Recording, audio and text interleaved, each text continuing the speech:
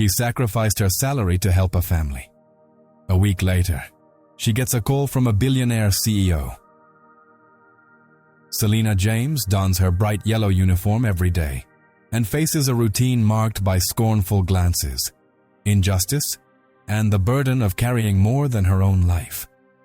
Even with little in her hands, she chooses the path of dignity and kindness, helping a family on the brink of collapse when no one else would lend a hand. It is in this silent gesture that her journey begins to intertwine, unexpectedly, with that of Ethan Whitford, a billionaire accustomed to living far from the reality of those struggling to survive. Amidst invisible sacrifices, humiliations, and surprising twists and turns, lives that seem separated by a social chasm end up connecting at decisive moments. As each choice reveals new paths, the story shows that even the simplest acts can change entire destinies and forever transform the hearts of those least expected. Before we begin this moving story, I want to hear from you. Where are you watching from? Tell me your city or country in the comments. I'd love to hear where our stories are going. And if you enjoy love stories full of emotion, resilience, and heartbreaking endings, subscribe to the channel. This way, you won't miss a single episode and help this space grow and bring you more stories made especially for you. The bank's air conditioning blows too cold for the humid Houston morning. Selena James, 30, a black woman with medium chocolate skin, curly hair tied in a practical bun, and brown eyes that often sparkle with courage, holds the manila envelope as if it were fragile. Her bright yellow uniform, clean and well-pressed, contrasts with the shiny floor and fluorescent lights. The attendant wishes her, "Have a good day." Without looking up, the system beeps, the door swings, and Selena leaves with measured steps, as if trying to keep quiet.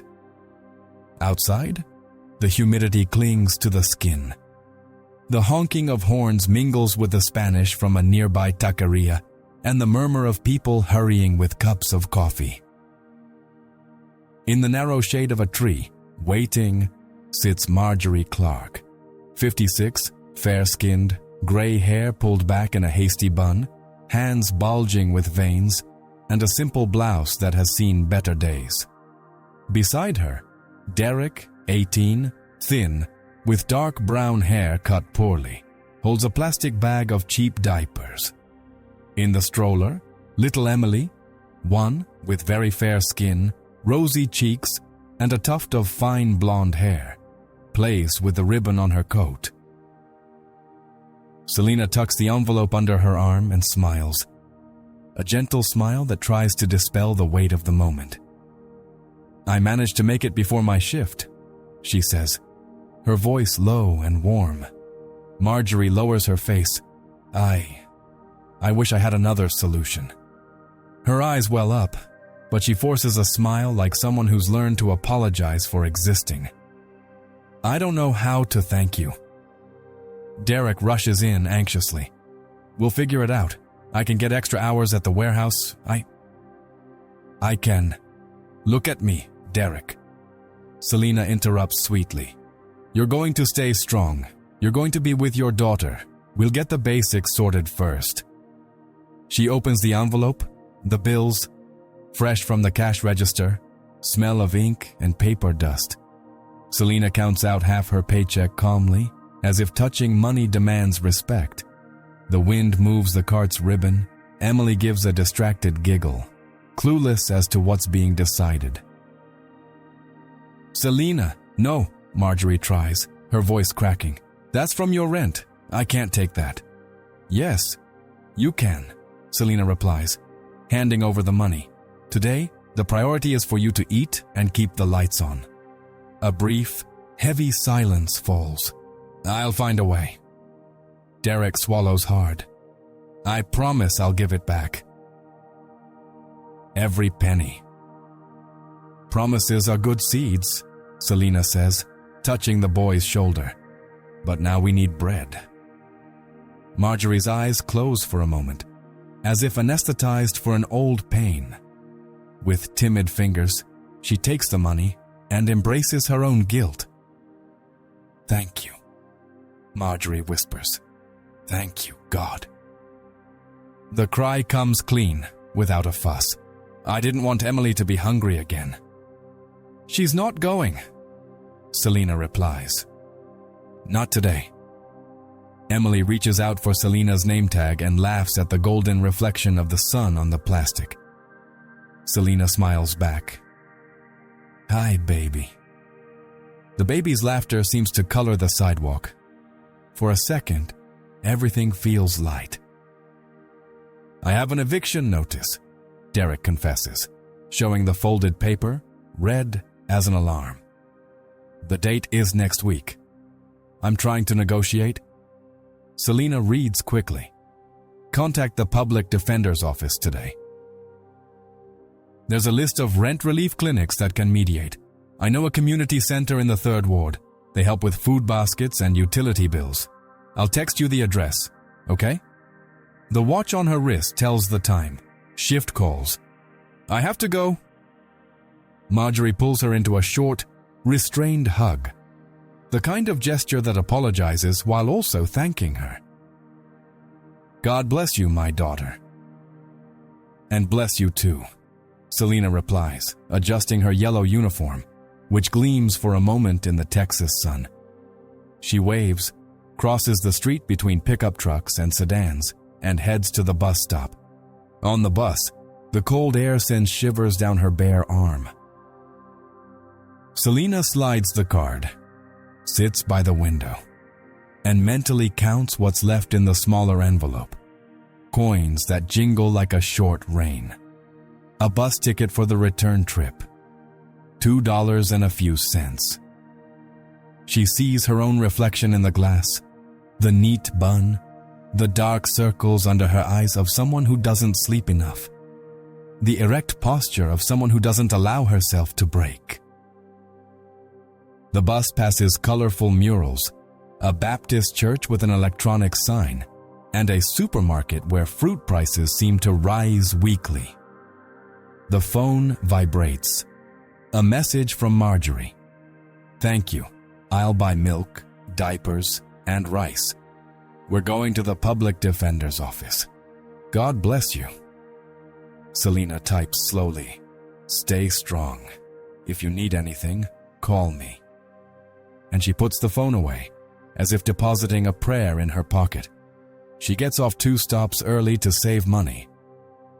He walks 3 blocks in the heat rising from the asphalt, passing a pawn shop, a laundromat with noisy machines, and a small Latin market, where the smells of fresh cilantro and tortillas mingle with the beverage cooler. He considers grabbing a $1 loaf of bread. He decides against it. At home, he has weak coffee and a half portion of rice. The studio apartment is simple and impeccably organized. A bed, a table, a 2-burner stove, a window that lets in city noise, and a small painting of some random landscape, bought at a thrift store because the wall needed something pretty. Selena opens the refrigerator. A pitcher of water, some leftover beans, 2 small apples. She closes it slowly, takes a deep breath. He puts the kettle on and waits, listening to the soft hiss. "I'll be fine," she says to herself, almost in a whisper. "I'll always be fine." He puts on his light coat, checks his badge, and tucks a handkerchief into his pocket. Before leaving, he glances at the rent bill attached with a magnet, does the math one last time in his head, and accepts that the mathematics of dignity has other variables. He leaves the house and locks the door. In the hallway, neighbors rush past, headphones in, eyes on the floor. No one notices the gesture that saved a lunch, dispelled a fear, postponed an eviction. On the street, Selena's yellow uniform shines like a beacon on a morning that promises nothing. She walks on, steady, without drama. The world around her continues at its own pace. No applause, no witnesses, no headlines. The gesture disappears into the city's noise, like a drop falling into the sea, yet still changing the tide. When she arrives at the building where she works, the security guard lifts the gate without looking. "Good morning," Selena says. "Good morning," he replies automatically. Selena smiles anyway. She adjusts her gloves, tucks a strand of hair back, and goes in. The corporate building where Selena works is a mirrored skyscraper reflecting the Houston skyline. Inside, the hallways smell of expensive coffee and imported perfume, but the service floors reek of chlorine, dust, and fatigue. Selena adjusts her bright yellow uniform, her name tag dangling from her chest, and discreetly enters the employee locker room. Some of her classmates are already there, finishing getting ready. Two of them, Brenda and Tasha, whisper between giggles, glancing sideways at Selena. "Brenda," her voice shrill, says without lowering her tone, "Look, the traffic light lady is here. Careful, girls. If you get in front of her, you'll hold up traffic." Laughter echoes in the narrow space. Tasha adds, twisting her mouth, "It should be easy for the boss to find her.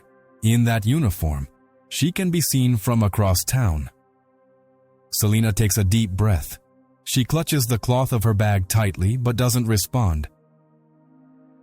She knows that every negative word could become ammunition for the others. Cruelty. "Good morning," she says simply, keeping her tone steady, as if she hadn't heard anything. The brief silence that follows is filled with a muffled chuckle. Shortly afterward, in the main maintenance corridor, the supervisor appears. It's Mrs. Hall, a white woman in her early 40s, with blonde hair tied in a stiff bun, heels that click loudly on the floor, and a look of undisguised contempt. She carries a clipboard like a scepter. "Selena James," he calls, loud enough for everyone to hear, "I need an explanation now." Selena approaches. "Yes, Mrs. Pot Hall." The supervisor holds up a nearly empty bottle of cleaning product. "Last night, this stuff disappeared from the inventory. And, get this, you were the last one to sign the register." Selena's heart races. She remembers using the product in the 8th floor bathroom, putting the bottle back on the shelf, even though she was tired. "I left it in the right place," she replies calmly. "I can even show the camera." "No need to justify yourself," Hall interrupts dryly. "Who else would have taken it? Do you think no one notices? These products aren't cheap." "What if I have them deducted from your paycheck?" Her colleagues' eyes dart toward her. Selena feels her throat burn, but she maintains her straight posture. "I didn't steal anything," he says firmly, but without raising his voice. Hall leans in, his words sharp. "Careful, James. You need this job more than this job needs you." The silence in the hallway weighs heavily. The other cleaners look away, some in pity, others pleased not to be targeted. Selena swallows hard. Indignation boils inside her, but she remembers Marjorie, Derek, little Emily. She can't risk losing her job. "Understood, ma'am," he replies with dignity. Hall smirks, pleased to inflict humiliation. "Great. Get back to work. And next time, be more careful about what you sign." Selena walks away, feeling the eyes burning into her back. Each step feels heavier than the last. In the bathroom, she closes the door, leans against the sink, and takes a deep breath. Her eyes water, but she wipes them away quickly before her simple makeup runs. "Hang on, Selena. Hold on a little longer." When she returns to the hallway, the fluorescent lights reflect off her yellow uniform as if it were an involuntary flag of resistance. The injustice still resonates, but Selena knows her battle is just beginning. And, without her noticing, a man in a dark suit crosses the distant hall, glancing over the scene. Fate begins to move silently. preparing something Selena could never have imagined. That same afternoon, across town, Marjorie Clark's small apartment seems even smaller, with the eviction notice taped to the door. The red envelope contrasts with the peeling wood like an open wound. Derek, just 18, holds the paper with trembling hands, reading and rereading the lines giving the family 1 week to leave. "They're going to take us out of here, Mom," he says, his voice breaking. "I can drop out of school, I'll get another job. Maybe 2, maybe 3. I'll figure it out." Marjorie, 56, with disheveled gray hair and a face worn from decades of low-paying work, cradles Emily in a worn blanket.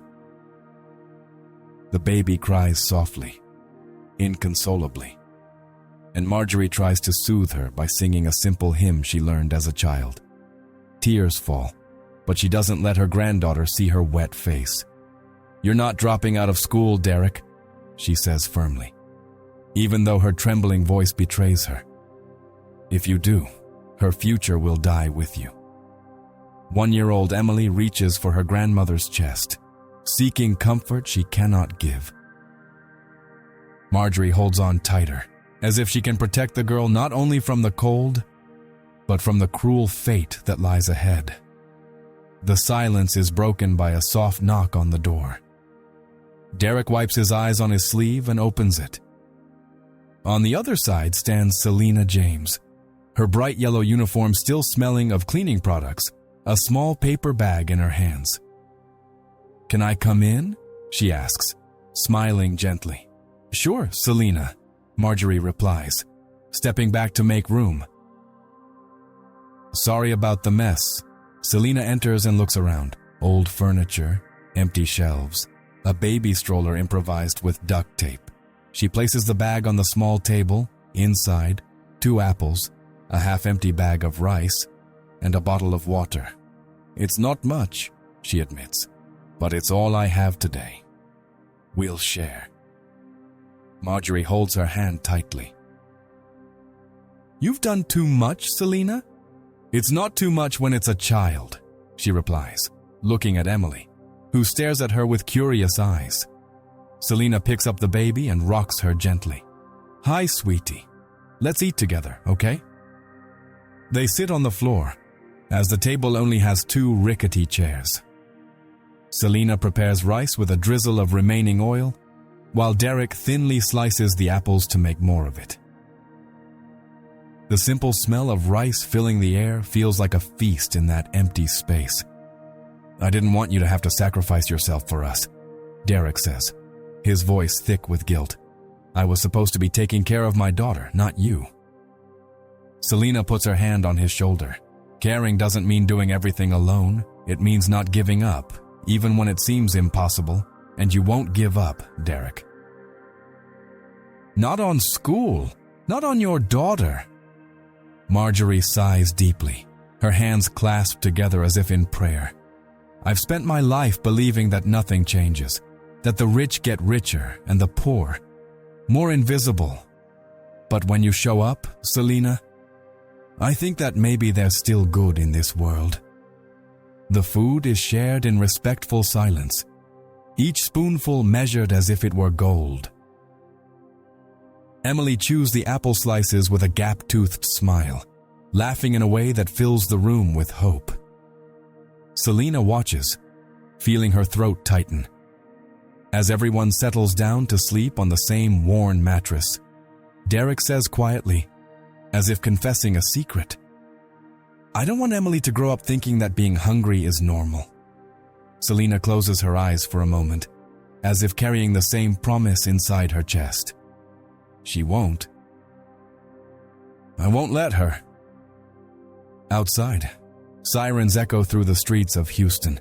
Inside that small apartment, the feeling is that time is running out, and as night falls, fate prepares another twist. Injustice had yet to show its cruelest face. If you've made it this far, comment HOPE. That way, I'll know you're following the story and will confuse those who only read the comments. It was already dawn when Selena entered the imposing lobby of the building she cleaned every night. The marble floor reflected the golden light of the chandeliers, the glass walls revealing the silence of the city outside. Her yellow uniform stood out like a point of light in a cold, luxurious setting. She was carrying a bucket of water and a rag when she heard a dull thud behind the reception desk. Across the room, an elegant man fell to his knees, his hands trying to steady himself on the counter. Then his body slammed down hard against the marble. The security guard's eyes widened, but he remained frozen, only repeating, "Oh my God, he fell! He fell!" A receptionist gave a muffled scream and backed away, as if afraid to touch him. Selena dropped the bucket on the floor, water splashing around. "Someone call an ambulance now!" Her firm voice broke the silence. None of the staff moved. Some stared, others murmured, but no one approached. She ran to the fallen man.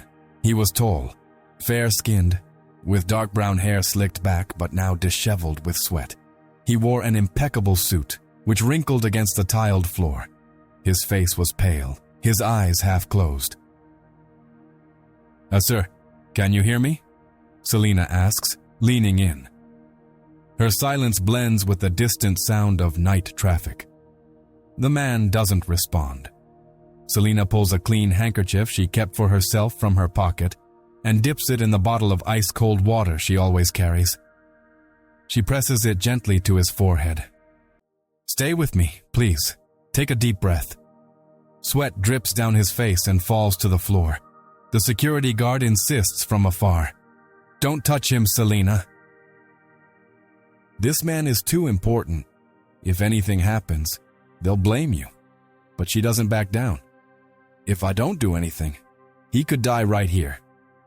She responds firmly, her voice echoing through the empty lobby. The man breathes heavily. Selena loosens his tie, keeping her eyes open. "That's it. Keep breathing. You'll be fine." Suddenly, he opens his eyes for a moment. They're blue, intense, like an ocean hiding secrets. He stares at her silently, almost confused, as if he can't believe someone is there beside him. Selena feels a shiver, but remains calm. "You're safe," he says softly. His eyes close again, but his breathing steadies for a few seconds. The ambulance is finally called. Selena remains there, kneeling on the cold marble, her hands steady and the posture of someone who will stop at nothing to save someone. She doesn't know it, but the man who just took her life in his hands is Ethan Whitford, the billionaire CEO whose decision could change destinies. The elevator dings, doors open, and paramedics, hurried voices echo. Selena backs away slowly, wiping sweat from her forehead with the back of her hand. Her yellow uniform is stained with water and dust, but it gleams under the lights.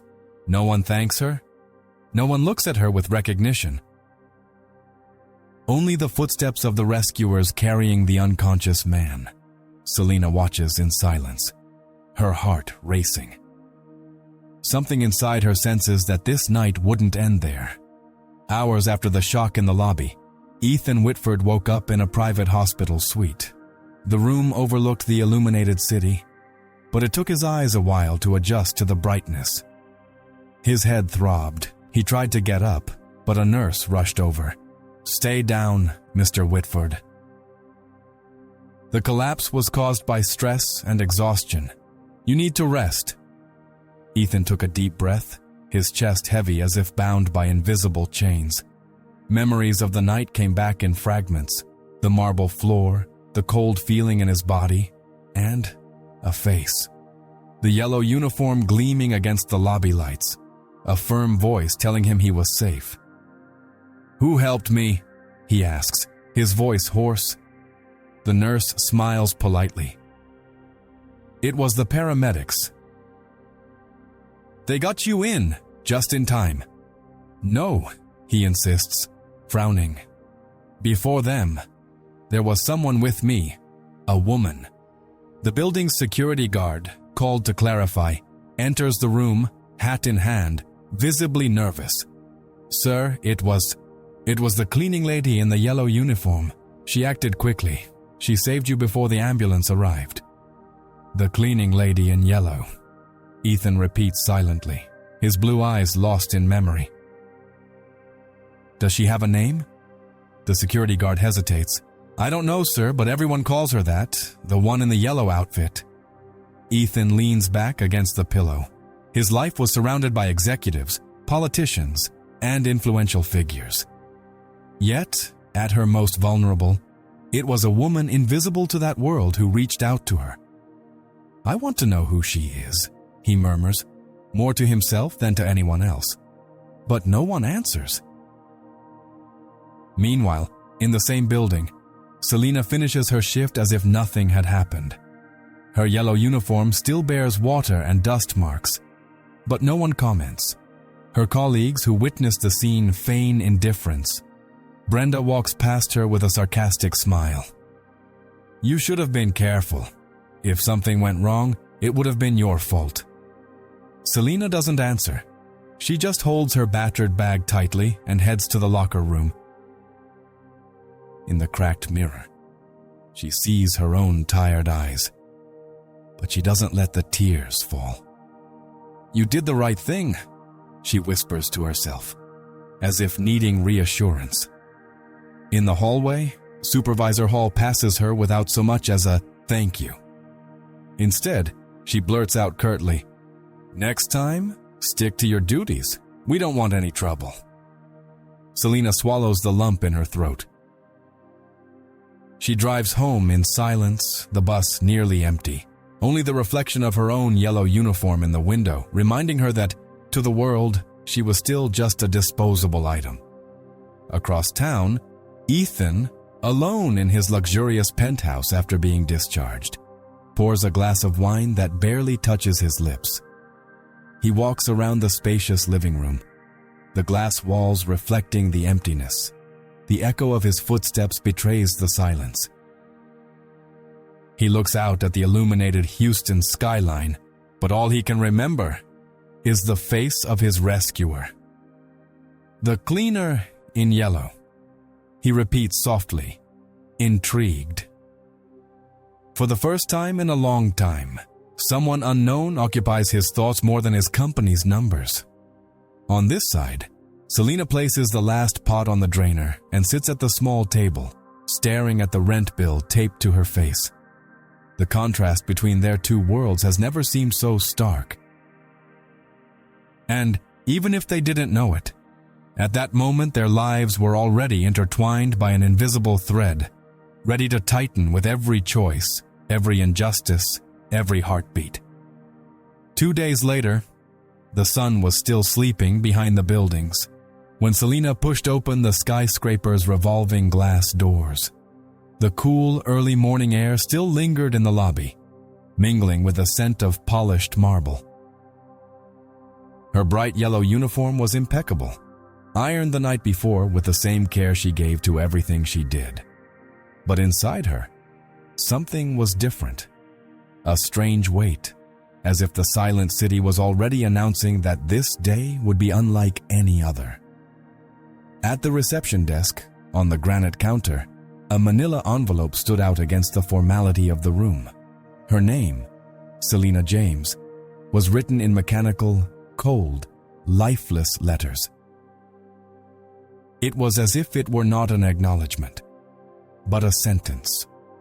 The doorman averted his eyes, avoiding her gaze, and this gesture only increased the tension in her chest.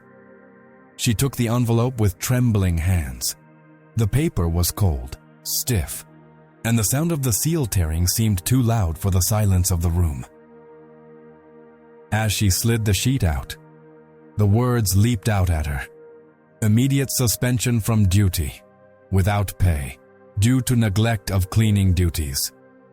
Her heart raced, her eyes burned. Those words were more cutting than any public humiliation she had ever suffered. Her mind frantically searched for flaws, revisiting every detail of the previous shift. The hallways were sparkling clean, The bathrooms had been checked twice, the materials inventory rigorously checked. Everything was perfect. There was no room for error, and yet they accused her of negligence. A muffled laugh broke the silence behind her. Brenda, her colleague who never hid her contempt, commented loudly for all to hear, "I knew that little yellow light would go out sooner or later." The drawn-out mockery was followed by Tasha, her voice poisoned with disdain. "No one lasts long when they draw too much attention. She was just asking to fall." Selena swallowed. Her throat burned, but she didn't give them the satisfaction of an answer. Holding her breath, she walked to the guest bathroom. The sound of her own footsteps echoed like hammer blows, each one carrying the feeling of defeat. As soon as the door closed behind her, her body gave way. She leaned against the cold wood, slid down until she was almost sitting on the floor, and covered her face with her hands. The tears came unabated. "What now?"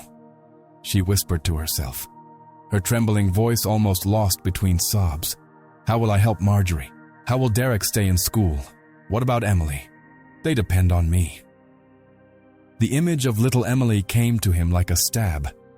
Her wide eyes, her soft laughter as Selena shared the halved apple with her. The memory of that simple gesture now hurt more than any wound. Desperation suffocated her, but pride held her steady. He knew there was no point in begging Mrs. Hall, the supervisor.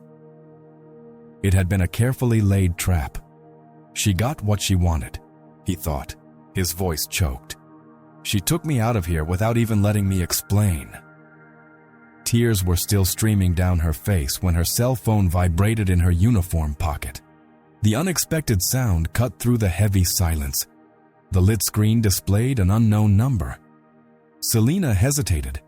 Her heart was already racing, her breath too shallow.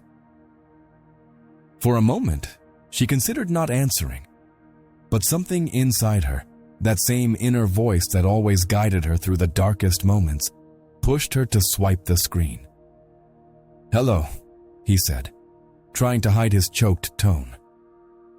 On the other end, there was a brief silence, filled with inexplicable tension. Then a firm, deep, authoritative male voice filled the space. "Selena James?" Her body froze. No one in that building had ever called her name with such force, such care. The sound of that voice pierced her defenses like a bolt of lightning. "Yes, it's me." "Who's speaking?" The answer came calmly, yet powerfully. A whisper that seemed to announce an irreversible change. "This is Ethan Whitford. We need to talk." The phone nearly slipped from her hand. Tears still streaked her face, but now they were mixed with something new. Surprise, fear, and a faint glimmer of hope. As if life had decided to turn the page without warning. If you've made it this far, comment hope. That way I'll know you're following the story and will confuse those who only read the comments. Selena pressed her phone to her ear, her body huddled inside the building's narrow bathroom. The cold tiled walls reflected the vibration of the voice that came across the line, a firm, deep voice, filled with authority. It seemed as if each word carried through the small space, making the air heavier. "This is Ethan Whitford. I need to talk to you." The impact was so strong, she almost let the device slip from her trembling hand. The name echoed in her mind like an unattainable entity. Ethan Whitford belonged to another universe. The world of magazine covers she glimpsed on newsstands, of interviews on news programs about billion-dollar investments, of luxury that seemed to belong to another species. This has got to be a joke," he murmured, his voice cracking with suppressed tears. "Who's really calling me?" On the other side, a brief, sharp silence, before the same firmness returned. I don't forget faces. And I would never forget the face of the woman in the yellow uniform who saved me in the lobby. You were the only one who didn't hesitate when everyone else backed away." Selena squeezed her eyes shut, trying to hold back the tears that threatened to spill over. The memory of the suspension letter in her purse burned like an open wound. "Sir, I only did what anyone would do." "No," Ethan interrupted, his voice lower now, but filled with conviction. "Anyone wouldn't have done it. Only you did." The words went through Selena like a shock. Her heart was pounding, almost painful. The injustice she had suffered still suffocated her. But what troubled her most was the why. Why would this man, an unapproachable billionaire, choose to speak to her now, when she was on the verge of losing everything?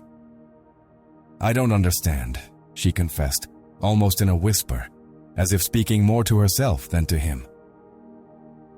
"Why are you calling me?" "Because I want to look into your eyes and hear from you," Ethan replied without hesitation. "You trusted your life to the instinct to help someone you didn't know. I want to understand who you are, Selena James." She shivered as she heard her name come out of his mouth. It wasn't just a name spoken. There was weight, there was recognition, as if, for the first time, someone from a world so far away was truly seeing her. "Well, I know you're confused," he continued, "but I need to ask you to come to my penthouse in downtown Houston. Tonight, I want to talk in person." Selena took a deep breath, trying to organize her thoughts, which were tumbling over each other. Fear and disbelief swirled like a storm in her chest. "Mr. Whitford, I don't know if I should. I'm nobody." His answer came firm, unwavering. "You are someone, and you're about to find out just how much." The call ended. The silence that followed was so absolute that Selena could hear her own rapid breathing echoing in the bathroom. She slowly lowered her phone and stared at her reflection in the cracked mirror. The yellow uniform seemed to glow with a strange intensity, as if it held a hidden meaning she didn't yet understand. Outside, the city roared with its merciless rhythm, indifferent to the small lives struggling to survive. But that night, Selena James wouldn't be just another invisible employee. The invisible thread of fate was pulling her toward an encounter that would change everything. Night fell over Houston like a blanket of glass and lights, covering the city with a glow that seemed alien to Selena. The streets throbbed with luxury cars and neon signs, but she walked with measured steps toward the imposing entrance of the skyscraper, where Ethan Whitford's penthouse was located. The doorman, in an impeccable suit and rigid posture, looked her up and down, frowning slightly at the simplicity of her still impeccable yellow uniform. The contrast seemed to bother him more than it did Selena herself. But after confirming her name on the intercom, he let her in with a quick, almost suspicious wave, as if he couldn't believe she'd actually been called. In the panoramic elevator, the glass walls revealed the city receding beneath her feet. Each floor she ascended reflected the stark contrast between the two worlds. Down below, survival. Up above, excess. Selena clutched her bag tightly, feeling her heart beat so fast it seemed to echo through the enclosed space. The city lights multiplied in the distance like artificial constellations, reminding her of the abyss that separated her from that universe. When the doors opened, the impact was immediate. The penthouse seemed to have come straight out of a distant dream. Floor-to-ceiling windows showcased Houston lit up like a diamond necklace cast across the horizon. The marble floor reflected the soft glow of recessed lighting. The furniture, sparse and strategically placed, was minimalist, but each piece exuded luxury, as if bearing the value of years of hard work. Beside a modern fireplace, Ethan waited.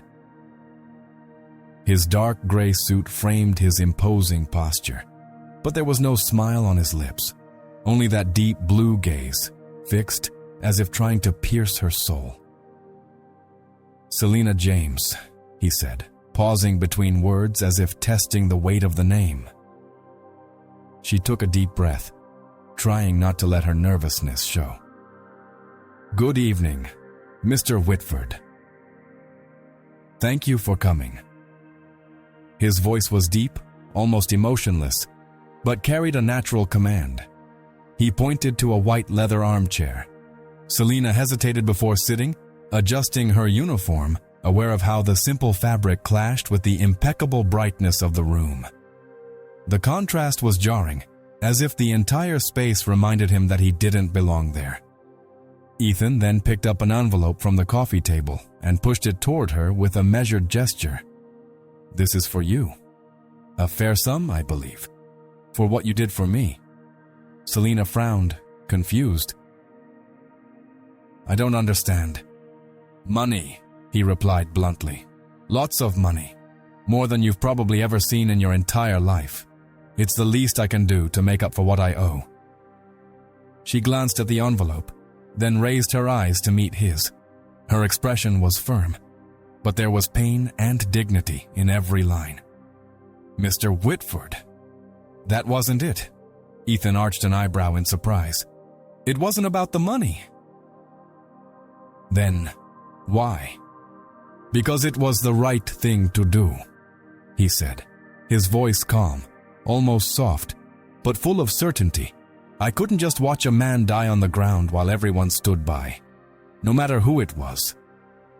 The silence that followed seemed to spread throughout the room. The distant sound of city traffic was muffled by the glass walls, and the crackling of the fireplace was the only constant sound. Ethan stared at her as if searching for a hidden lie, but found only truth. "You refuse that?" he asked, almost incredulous. "I refuse," she replied without hesitation. "What I did is priceless. If I accepted that money, it would be like selling my conscience." Ethan leaned back in the opposite chair, his fingers drumming against the leather armrest. For the first time in years, he felt helpless. Accustomed to a world where everything had etiquette, contracts, and figures, he now found himself facing a woman who was rejecting an absurd sum that anyone else would accept without hesitation. "You're different," he murmured, more to himself than to her. "And I don't know if that intrigues me or bothers me." Selena stood slowly, adjusting her simple bag on her shoulder, as if her dignity were her only protection. "I didn't come here for the money, Mr. Whitford. I came because you asked me to, and because I believe there's still value in looking someone in the eye and telling the truth." She walked to the door, each step echoing like a silent challenge. Ethan sat watching, unable to stop the feeling that was building inside him, a crack in his cynicism, something he thought he had buried long ago. When the door closed behind her, he stood alone on the glass roof, watching the city. The lights of Houston glowed in the distance, but nothing seemed as intense as what echoed in his mind. And, in an almost involuntary whisper, he blurted out, "Who are you? Selena James?" That night haunted Ethan. Selena's refusal echoed in his mind like a riddle impossible to ignore, as if every word she'd said had been etched into his skin. Sitting in front of the illuminated laptop screen, he tried to delve into investment reports and astronomical numbers. But nothing made sense. The letters jumbled, the graphs blurred, and behind each page, the nagging memory loomed. The yellow uniform gleaming against the cold marble. The firm voice telling him she wouldn't accept money, and her eyes, honest, transparent, impossible to forget. Restless, he closed the files and took a deep breath, as if trying to silence his heart. But he couldn't. Driven by a force he didn't understand, he typed the name Selena James into his internal system. Little information appeared. A simple address in a remote neighborhood, a clean record with no records of debts or lawsuits, a low salary that barely made ends meet. Everything about her screamed humility and honesty. Yet something else caught his attention. An archived file from the Human Resources Department, forgotten among so many others. Opening it, he felt a chill run through his body. The document wasn't from Selena, but from Marjorie Clark. A modest resume, applying only for an administrative position, listing years of experience in small offices. Just below, he found another. Derek Clark, just 18, applying for the company's internship program, with a sincere letter of intent, dreaming of advancement within the company. Both had been rejected with the same automatic and cruel justification: do not meet the company's profile. Ethan leaned back in his chair, stunned.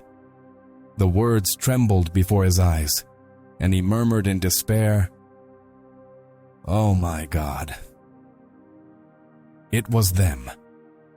The family Selena had helped with her own salary, the same one who had gone hungry and faced eviction, had already knocked on the door of his empire, but had been ignored by the blind elitism of a system he himself supported. He jumped to his feet and walked to the penthouse window. The city stretched out before him like an ocean of lights, but for the first time in years, it didn't make him proud. He felt ashamed. The reflection in the glass showed not a billionaire, but a man who had allowed so many invisible people to be discarded. "How many doors have we closed to people who just needed a chance?" he murmured, the weight of guilt weighing down every syllable. The next morning, Selena, still in disbelief, answered a call. It was Ethan. His voice, previously distant and cold, now carried a different urgency. "I need you to come with me. Today."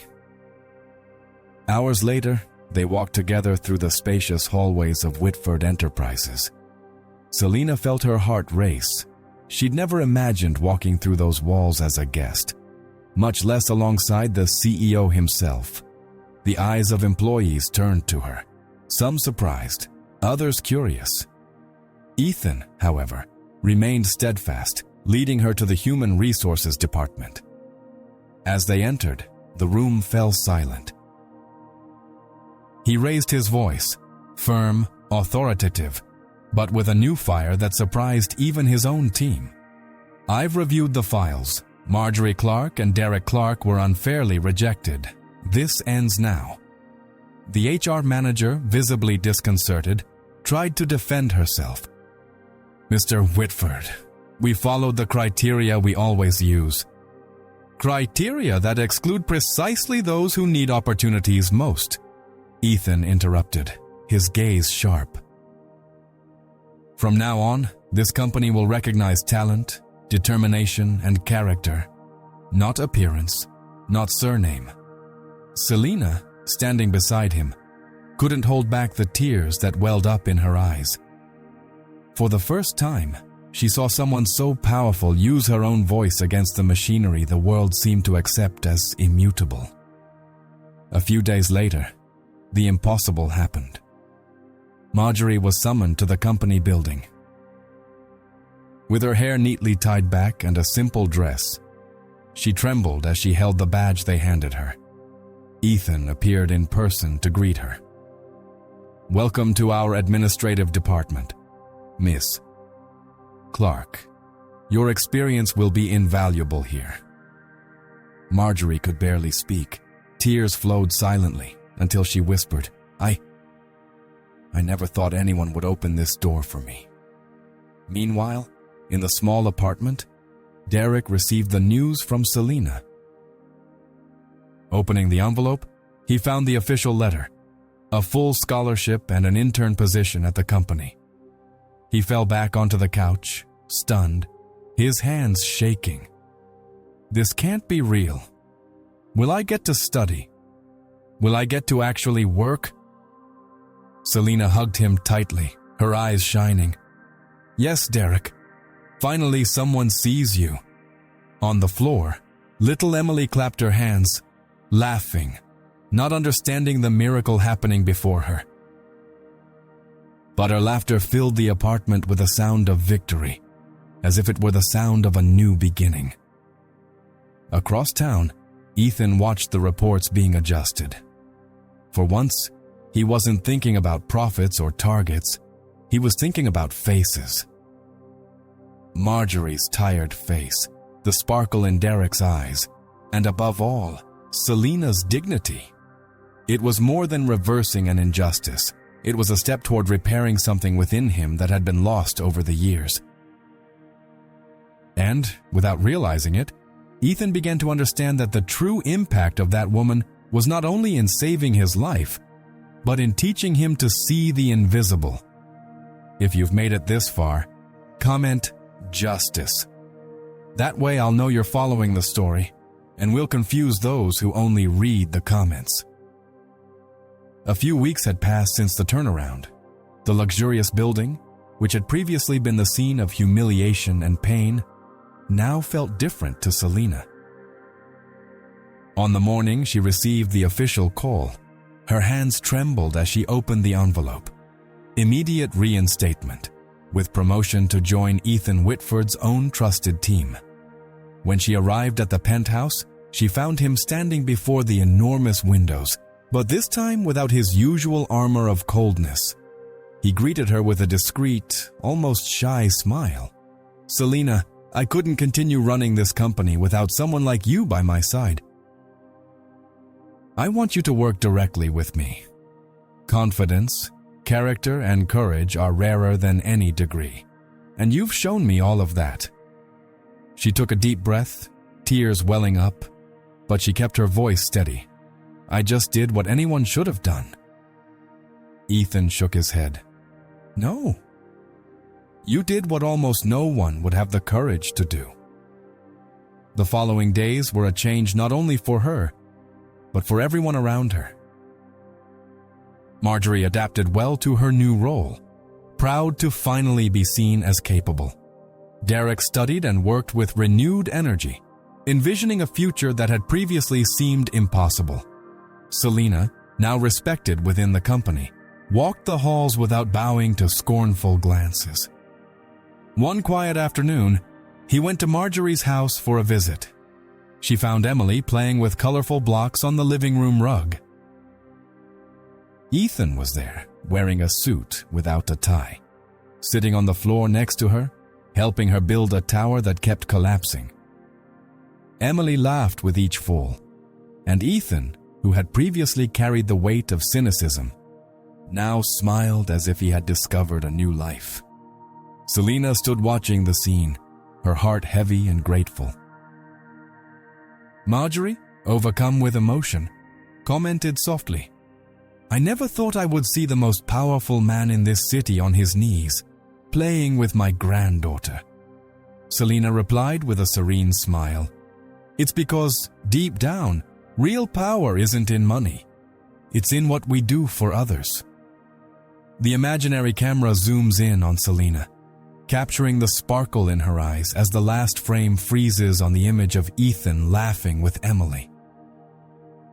True wealth is not in what we have, but in what we do for others. And so we come to the end of this moving story. I want to hear your thoughts. What did you think? Leave your rating from 1 to 10 for this story in the comments. If you enjoyed it, don't forget to like, share it with someone who will also be moved, and subscribe to the channel to follow the next stories. And before I leave, I've already set aside another even more touching narrative, which I'm sure will touch your heart even more.